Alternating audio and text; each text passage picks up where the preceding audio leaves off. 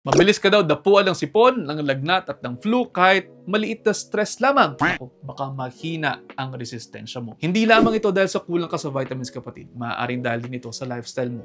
Kapag kulang ka sa tulog, lagi kang stressed at puro processed na pagkain ang kinakain mo, naku, maaaring humina ang immune system mo. Ang sobrang tamis at sobrang taba sa diet, both yan nagpapahina ng white blood cells na lumalaban sa infection. At kung hindi ka active, mas nagiging sluggish din ang iyong immune response. Tandaan, hindi isang tableta lamang ang makakabuo sa resistensya mo. Kinakailangan ng consistency sa tulog, consistency sa tamang pagkain, consistency sa tamang exercise at sa stress management. Kapag inalagaan mo ang lifestyle mo, doon mo lamang makikita ang tunay na immunity boost. Hindi instant, pero sustainable. At kung ikaw ay mayroong kaibigan o kakilala na laging sakitin, pakishare na itong video na to sa kanya. At yun, almost 1 minute na po ito. I hope you're all 1 minute wiser.